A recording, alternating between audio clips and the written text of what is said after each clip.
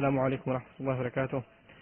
Yesterday we spoke about the first two ayat of Surah Al-Mu'minun, قَدْ أَفْلَحَ الْمُؤْمِنُونَ الَّذِينَ هُمْ فِي صَلَاتِهِمْ خَاشِعُونَ. Today we're going to be going as far as we can, hopefully, with the rest of the passage, beginning with وَالَّذِينَ هُمْ عَنِ اللَّغْوِ مُعْرِضُونَ. And those of you that have a particular interest in the Arabic language, there's some interesting nuances within this ayah.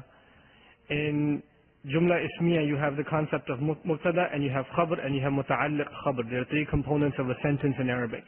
And the standard sequence is Mubtada, and then Khabr, and then Muta'alliq Khabr. What would that imply is, وَالَّذِينَ هُمْ مُعْرِضُونَ عَنِ اللَّغْوِ. That's the standard order of the sentence. But Allah subhanahu wa ta'ala shuffles this sentence, and He puts عَنِ اللَّغْوِ first. So the way it should be translated, because of this shuffle, I'm mentioning all of this because there's an impact on how we understand the meaning of the ayah. Typically it's translated those who refrain from vainful activities in vain, or speech that is vain, that is useless. But it actually implies those who, especially in regards to al-laghu, which means useless activity or speech. We're going to talk about that a little bit more. Especially in regards to it, they ignore it. They stay away from it. They take special precaution to rid themselves of situations that involve al-laghu. So what is al-laghu? Al-laghu in the Arabic language, it refers to something that doesn't have any benefit. In the religious sense, it refers to something that has no benefit in your deen and has no benefit in your dunya. Like, you go to work. Perhaps it's not a religious experience, but it's not laghu because it has some benefit. You're there for a purpose. You go to school, there's a purpose. Right? You're playing sports, at least there's some health benefit. There's something there. But when you engage in activities that have no benefit in your worldly life and have no benefit in the hereafter, it first and foremost in forms of speech, and secondly in forms of any other activity, this would be under al-laghu. So the true believer is defined as someone who first of all focuses and is humble and overpowered in their salah, and second, that they have the characteristic of being almost allergic, you could say, to any situation of al-laghu. Now, practically what that means is, for you and me, a lot of times we don't even realize that we're engaging in such activity. Small talk, unnecessary, just cracking jokes here and there. Now, making a joke here and there is okay, but if you're spending a half hour talking about just nothing, just hanging out, chilling, right?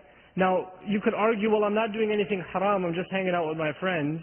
We're just going out for some sandwiches, but that whole entire trip and that whole entire hangout session has no benefit in deen or dunya, except the food, then this was laghu. So you even use that opportunity to be among friends, to spend time with each other, to actually refrain from, wasteful speech that has no benefit whatsoever. A lot of times people are involved in different industries. Like, for example, there are people that are all programmers, and they kind of naturally tend to have programmer friends. And accountants have accountant friends, because they're in the same industry. Doctors have medical student friends, right? And it happens, business people have business friends. And it just, we form these professional acquaintances.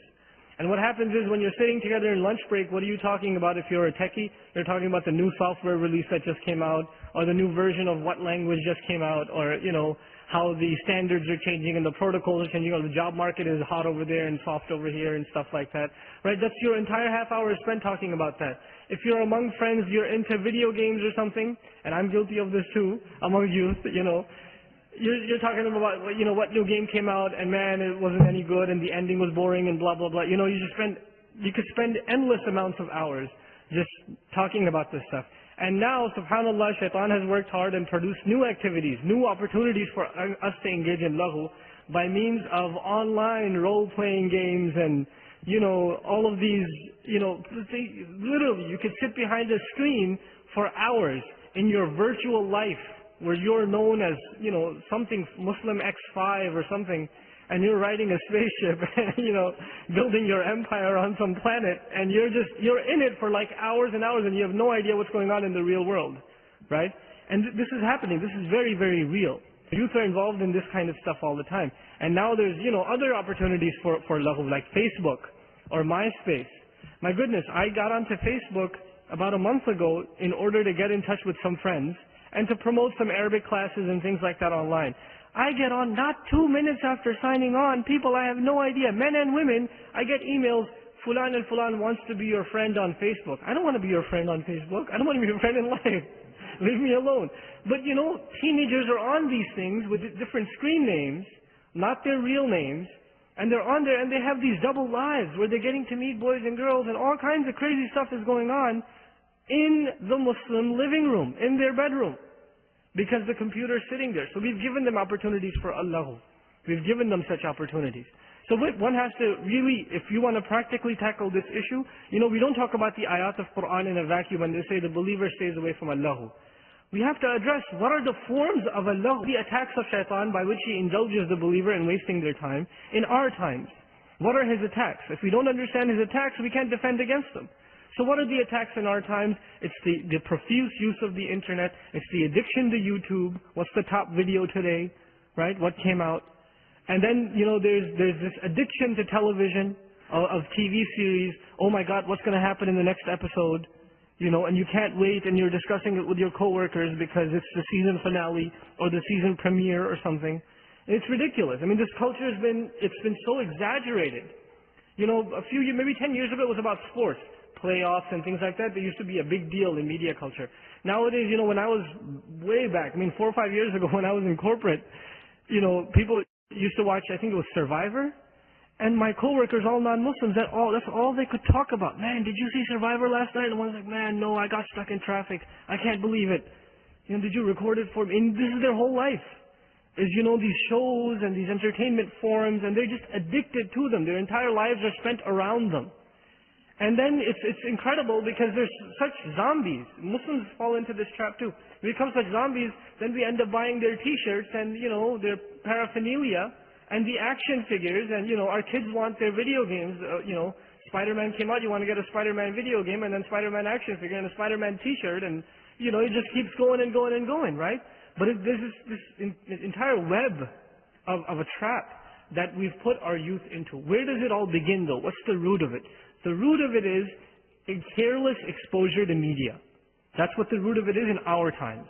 In our times, most of the evil that our kids and ourselves are exposed to is not because we go out to a club, because we don't have to. We can just watch a club sitting at home. Right? It's not that we go out, you know, to these fahsha places, or we go hang out in these promiscuous places. We don't need to, because all of that is virtually available. Right? So it's really the careless use of media inside the home. And especially for parents, we have to be extra careful. What our kids watch, how much they watch, what they're exposed to. We don't even know. I mean, wallahi, the stuff, these are two things that are connected together, so I'm mentioning them together. Allahu, the next two ayat also, وَالَّذِينَ هُمْ لِلزَّكَاةِ فَاعِلُونَ and وَالَّذِينَ هُمْ لِفُرُوجِهِمْ حَافِظُونَ. These are all connected things. One leads to the other. Allahu is a waste of time. The believer knows time's running out. وَالْعَصْرِ إِنَّ الْإِنسَانَ لَفِي خُسْرٍ. The most precious asset you and I have is our time.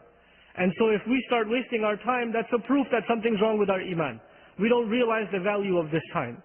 You know, if you were taking an exam the next day, there's a final exam for your last class before graduation, and if you miss this exam or you mess up on this exam, you're going to be you're going to be delayed for another year or something. And that the night before or an hour before you're sitting there watching, movies or playing a video game, you'd have to be crazy. You must not care about your exam, right? Because there's a sense of urgency. You're not going to see a serious student do that. You're going to see them working hard. If you've got a new job and your boss gave you a deadline for a project and you're 2-3 hours away before submitting it, you're going to spend the entire night in the office because it's work. You got to do it. It's important. There's a deadline. Similarly, Allah subhanahu wa ta'ala, He gave us certain things we have to do within a deadline, but the crazy thing is, Allah didn't tell you and me what my deadline is and what your deadline is. That deadline is death. But Allah kept it a secret subhanahu wa ta'ala. So we're constantly in a state of emergency to acquire more and more good and to get away from more and more evil. Right? And this sense of urgency can be lost, and you can retain it by retaining a relationship with Qur'an. So this is, if you don't have that sense of urgency, then you got time. You got time to kill. You can hang out and do whatever. And I'm not saying you have to shut down your life and be in depression all the time, worried about hellfire, because the believer had balance. Right? There's hope and there's fear. But at the same time, we've become way too lax. We're the extreme on the lax side. We're wasting way too much time in our lives, not paying attention to where it's going. So وَالَّذِينَ هُمْ عَنِ اللَّغْوِ مُعْرِضُونَ. Then he says وَالَّذِينَ هُمْ لِلزَّكَاةِ فَاعِلُونَ. And also the construction of this ayah, the way it's formulated, is beautiful. It covers two things at the same time. As zakah, you all know. Even if you don't know the rest of the ayah, you heard the word zakah, right? So you obviously got the sense, these are the people that take care of their zakah. But you know there's a fi'l that goes with zakah usually in the Quran, which is mu'toon or yu'toona. وَالَّذِينَ هُمْ لِلزَّكَاةِ or az-zakati yu'toona. You don't even need the lam there anymore. Okay? Because it serves as maf'ul bihi. Here Allah uses the harf jar lam, liz-zakati. And instead of saying mu'toon, He says fa'ilun. Which tells us two things. They're actively engaged in the purification of their wealth, which is one implication, because still zakah is the universal term. But also zakah in its generic sense. What does zakat mean? It means purification.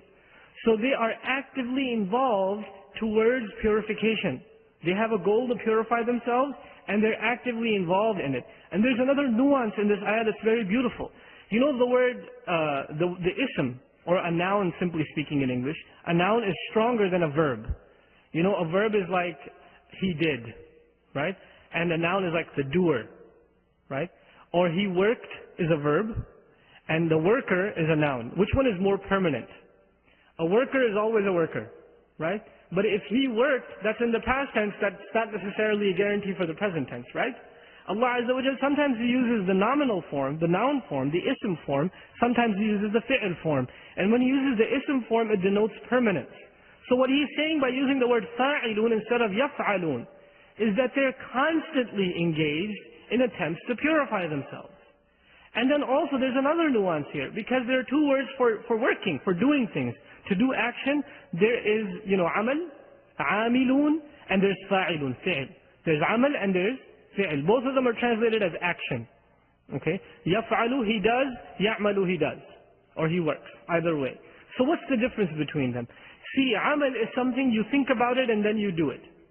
And a fi'l is something that comes to you so naturally, it's like second nature. Like breathing is a fi'l, it's not a amal, it is a fi'l. Because you don't have to think about it, you just do it. When you take one step after another when you're walking, this is a fi'l. The mashya is a fi'l. Why? Because you don't have to process it. Should I put the left foot first, the right foot? You don't have to think about that. So the act of seeing, the act of hearing, that come to us naturally, effortlessly, these are fi'l. So what is Allah saying about the true believer? Their efforts to purify themselves come to them naturally. It's not something they're uncomfortable with. It's part of their daily routine, almost like breathing. And what it also implies is, the one day they miss out on their routine, they feel uncomfortable, like something's missing.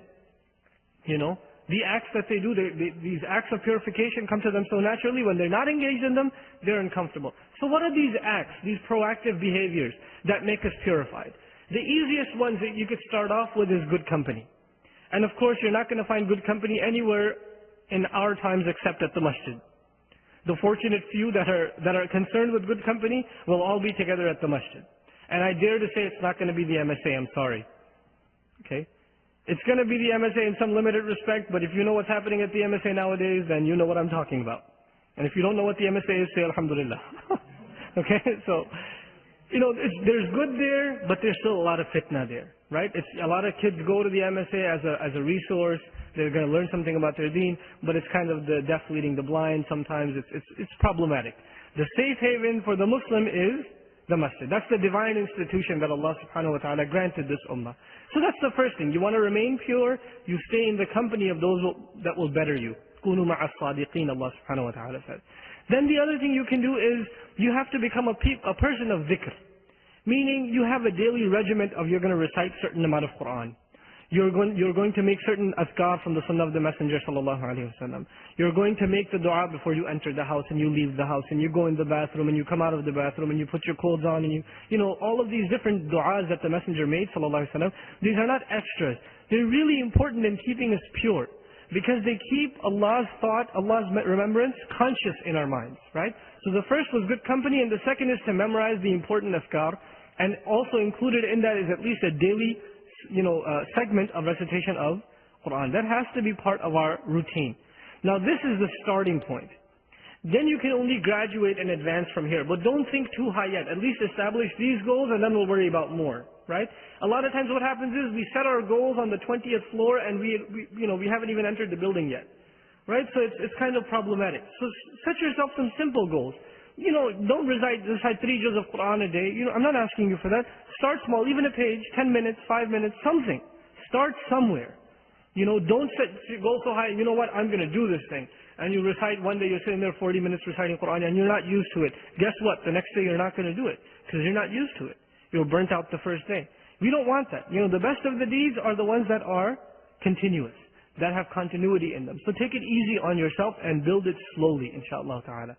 Part of this also that I would highly recommend, just to build a love and affection for Quran, is on a daily basis Muslims have to try and memorize at least an ayah of Quran. And if you take it very lightly, like after Fajr, 10-15 minutes, that you can, you know, take out and just memorize just one ayah. Or if you're commuting on the train, that's even easier.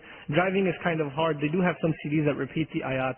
Or I'm sure you can make the MP3s, you're pretty tech savvy, right? With the ayat are repeated and you can kind of listen to them over and over again. But if you're commuting on the train especially, then just keep the Quran with you, or at least keep a juz with you, and you're just reading an ayah 10-15 times, the same ayah over and over again. Before you get to work, you know the ayah by heart. And you come back and you do that, now you know 2 ayats by heart a day. And within a month, you know a whole juz of Quran. I mean, it sounds remarkable, but that's what happens. If you make a routine out of it. You're not doing anything else with that time except snoozing, so might as well use it for that. By the way, don't try to do that while you're driving. I've seen some people do that and I don't recommend it. So, it doesn't make you more religious, okay. So let's just clarify that. Anyway, so وَهُمْ لِلزَّكَاةِ فَاعِلُونَ وَالَّذِينَ هُمْ لِفُرُوجِهِمْ حَافِظُونَ. And they are the ones that in regards to their privates, they guard them. And you know Allah subhanahu wa ta'ala could have put this ayah in more subtle terms. لِحَيَائِهِمْ, right?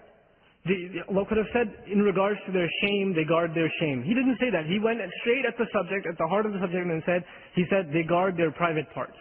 It's a very graphic ayah. And why is it like that? Because the subject has to be taken head on. You have to understand the seriousness of this subject, including myself. And how easy this attack of shaitan can infiltrate and destroy the iman of a believer. You see, the shaitan is not concerned that the guy that's dancing away at the club or drinking away at the bar or taking some shots of drugs, that he's going to end up doing something shameless. He's not worried about them because they're already on track. He is worried about the loose ends, the sales that he hasn't made yet. Those are the believers. That's who he's concerned with. So the more a believer tries to purify himself, the more he or she will find that the opportunities to engage in shamelessness are throwing themselves at him. Throwing themselves at him. Women out of nowhere will come up to you and say, "Hi, how are you?" Out of nowhere. And you know you have a beard and you're trying to look unattractive, you know, trying to save yourself in society. But you know, shaitan will come to these women and say, "Hey, by the way, I've got one of my key prospects here. Why don't you go say hello or smile at them?" You know, when you serve them at the counter, just give them an extra smile. Right? Or make small talk or something. They will try to mess with you. The shayateen will try to mess with you by means of other things. Right? And you know, this is something you have to be extra careful of. Because the easiest thing for you to lose is your sensitivity to shamelessness. In a society where shamelessness is as common as the air we breathe. It's just part of the culture. Women barely dressed at the grocery store, just get used to it, you know. The first day you come from Saudi or Pakistan or some religious village in Egypt, and you come here, the first few months you're like, astaghfirullah, astaghfirullah, astaghfirullah, astaghfirullah. And you get to know the pavement really well, because you don't look anywhere else, right? You know every crack that comes your way. But after a while, you kind of, you know, it's life, what are you going to do, you know? I came, you know, my early schooling was in Saudi, all boys school, all male teachers, and you know, and I come here and my parents, may Allah reward them, they put me in high school, right, public high school in Queens. So I go into Queens, and I walk into the classroom, and there's men, and these girls are barely dressed, and I'm completely embarrassed. I mean, my face is red, I don't know what to do, maybe I'm in the wrong place or something, right?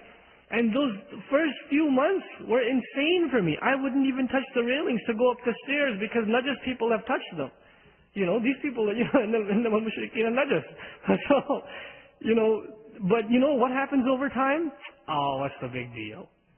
Let's just, you know, that's just life. What are you going to do? How long are you going to fight it? So you have this culture shock and eventually you get over it and it becomes part of the norm. That's exactly what we don't want. That's not what we want. Because as soon as the believer becomes, desensitized to evil, to fahsha, then his iman is in trouble, and her iman is in trouble. Nowadays an example of that, kids will say, we're going to go see this movie. It's only PG-13. Or it only has one bad scene. And we're renting a movie, it's got a bad scene, yeah, but we're going to forward the part. Right? No, really. And the parents say, oh yeah, just PG-13, yeah. Some sexual content, that's not a lot of sexual content, it's just some sexual. And I'm saying this explicitly because this is the reality. Our kids are going to watch these things. And the parents are endorsing them. They're okay with it. Now, the new thing that's come out is, wallahi, I heard this at our own Sunday school, and this is not the exception, this is the norm. Kids around the country, they don't talk to the Muslim, leaders, their teachers, their peers, they talk to each other. So you have to spy on them a little bit. So I had this habit of spying on kids, And so I'd be around the back, and the kids are talking, my mom let me buy a game that's NC-17. Man, it's awesome. You guys see, it's cursing and everything. And they're real proud of it too. Right? And they got it for Eid. SubhanAllah. They're celebrating the obedience to Allah with fahsha and disobedience. So we have to, this is serious, serious stuff.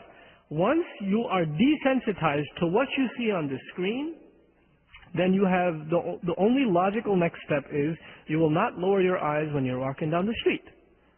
And the logical next step is, you're going to try to do what the people on the screen do. Right? And it's just one step after another. And it's just a downward spiral. So how do you counter this culture? How do you fight this thing? You fight this thing, first of all, by taking probably the most difficult step you will in your adult life, is to cut TV off. This is a very difficult step. I can tell you, if you're used to it, it's not easy. Right? But we as Muslim families, for the sake of our children and our own dignity as Muslims, we have to do it. We have to cut TV out. If you want the news, go to the .coms. Right? And avoid the banner ads even there. But there's ways of getting the news. There's still the radio, alhamdulillah, it's still in place, and it still tells you the news. Right? You can get in the excuses that I used to get a few years ago before, the media on the web spread like the way it did. It used to be, well, how are we going to get the news? We need to listen to CNN and Fox. You don't need to listen to CNN and Fox. But even if that's your excuse, that excuse is dead now, because better media outlets for the news and information are available online. Probably you get more reliable information online than you do on television, right? So, get rid of those excuses and clean up your house. Don't get your children a portable video iPod. Don't get them a video iPod, because you don't know what they can put on there. They can put stuff on there and hide it in folders you don't even know exist. They're very smart. They can name it directory like, root or system, or, they'll name it something creative. This is just, information files. And it's in there. You have to understand, our kids are very, very smart. They're sharp. And they're on top of technology, the latest means. So you have to, watch out for this. There's new statistics out about these video players that, that children are bringing to schools, and they're getting confiscated, and they're being looked at, and most of them have pornography in them with children, elementary school. So this is serious business. This is not a joke, and this is not the children of the kuffar alone. Don't think like that. Don't think that your children, I come from a Muslim family, our kids don't do those things. Please, let's everybody wake up. Okay? If the children of Yaqub alayhi salam can get to the point of being willing to kill their brother, who are children of a prophet, and grandchildren of a prophet, and great-grandchildren of a prophet, they are sons of Yaqub, grandsons of who? Ishaq alayhi salam. Great-grandsons of who? Ibrahim alayhi salam. If they can't argue, Yaqub alayhi salam is not saying they come from a good family, they wouldn't do anything bad.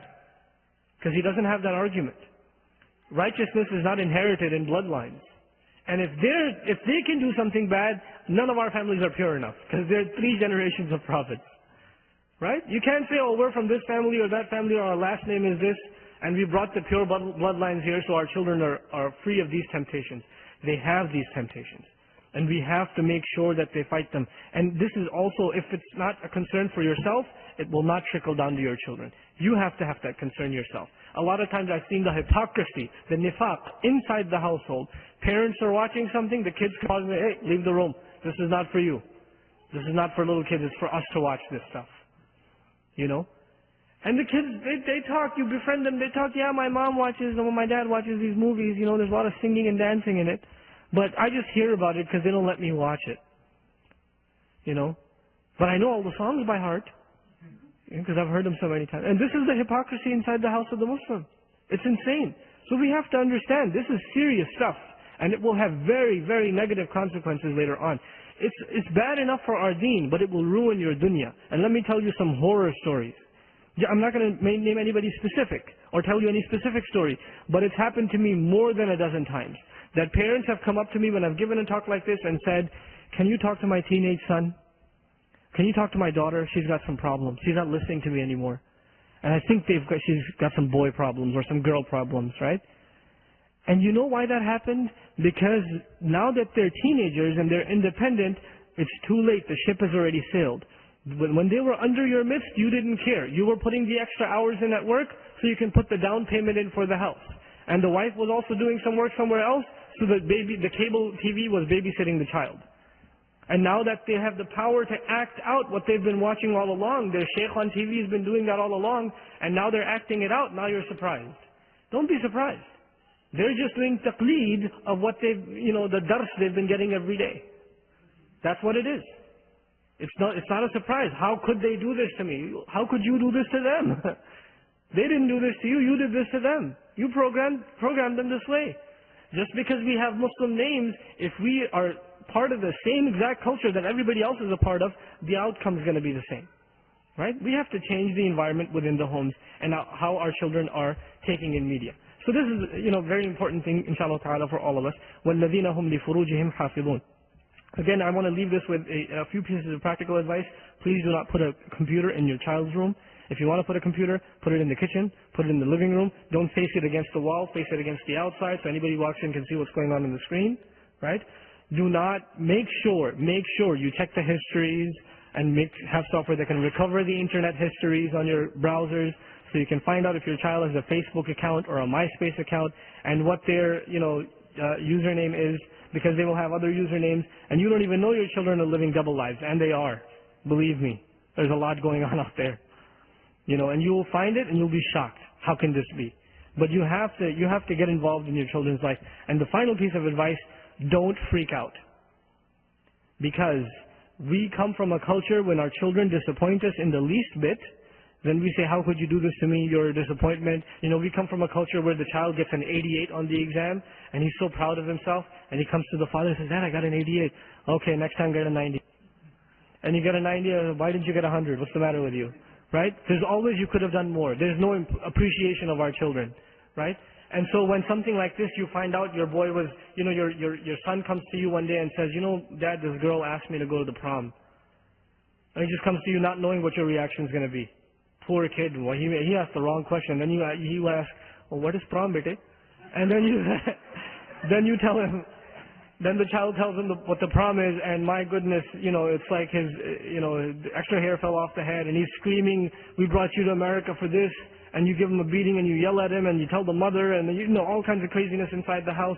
This child will swear to himself that if next time there is a girl talking to him, or anything like that, the last person he will ever tell is who? You. The mother, the sister, the brother. He will not tell you. Who will he tell? His non-Muslim friends that will say, yeah, that's awesome, man, go for it. That's who he's going to tell. So you have to learn to take it and be able to deal with it. You cannot deal with it if you freak out. Because that would have worked in Pakistan, maybe. It would have worked in Bangladesh, it would have worked somewhere else. It's not going to work here. It is not going to work here. Your children will simply shut you out. There will be someone outside and someone else when they walk inside those doors. There will just be someone else. I can tell you this from personal experience. Wallahi, I've seen this many, many times. Children are totally different. Totally different people. Like you wouldn't recognize them when they are at school, when they are on campus, as opposed to when they're at home. Completely unrecognizable. And the parents would have no idea. They're completely oblivious because all they care about is the report card. The report card's good, everything else is good. Let me get you this, let me get you a cell phone of your own, and I'm not going to check your phone history, nor will I receive your bill and go through all the phone numbers. Who's been calling you? I don't need to do that because, it's a good grades. You know, boys with good grades and girls with good grades in this society, Muslim society, have drinking problems, have drug problems, have boyfriend-girlfriend problems, and that's the reality. So let's wake up to it, right? We have to face these things. وَالَّذِينَ هُمْ لِفُرُوجِهِمْ حَافِظُونَ has to become a movement within the Muslim community. We have to gather our youth together and talk about these things and help them cope with these things. Because what we're asking them to do, some thinks this is crazy. Did you know, and don't be shocked by this, you go to high school, and many of the high schools, and if you haven't, committed zina, then you're an object of ridicule. And this guy hasn't even done anything yet. He's still just a kid. They're being made fun of because they haven't committed zina. Imagine that. And that's the culture in which they are. So what we are asking them to do is making them the object of ridicule among their peers. This is a very difficult thing for them to be asked to do. And if we don't have any measures of supporting them, of having them talk to someone, of letting these feelings out, these frustrations out, giving them alternative venues, then we have monumentally failed. The signs of our failure are when we are having talks and our children are not here. Our youth are not here. Because they have no interest in being here. And that's our fault, not their fault. We have to make the masajid interesting for our youth. Otherwise, it starts with laghu and it ends with fahsha. It starts with laghu. It starts with wasting their time, and eventually when you waste your time, you find the worst things to do with your time, and that is what the society is calling you towards. So this is very, very serious business. For our personal selves, إِلَّا عَلَىٰ أَزْوَاجِهِمْ أَوْ مَا مَلَكَتْ أَيْمَانُهُمْ فَإِنَّهُمْ غَيْرُ مَلُومِينَ. But they don't guard their privates in regards to their spouses or what their right hands possess. And in those cases, they are not to be blamed. Inshallah ta'ala, we'll discuss the spousal relationship tomorrow, inshallah. And it's going to be PG-13, so don't bring your younger kids tomorrow. Because we have to discuss, this is an important subject, of preserving your own, haya, your own shame, inside the house, even after you're married. Before you're married, you're thinking, oh man, once I get married, I won't ever be tempted again. And after you get married, you say, what happened here? So we have to discuss this subject. Because it is a problem for a lot of husbands and a lot of wives. The fahsha is still attacking them. And the shaitan, all he wants to do is ruin marriages, right? So we have to address this subject and take it head on, inshallah ta'ala. So we'll discuss this ayah when it comes tomorrow. Also, what we'll discuss tomorrow, bi'idhnillah, is the issue of what your right hands possess, which is supposed to be some controversy, right? These concubines, these Muslims, they allow for women to be owned and all this kind of stuff. We'll discuss that subject tomorrow. Barakallahu wa lakum fi Qur'an Hakim wa nafa'ni wa iyyakum bil ayat wa dhikr hakim. Assalamu alaikum wa rahmatullah.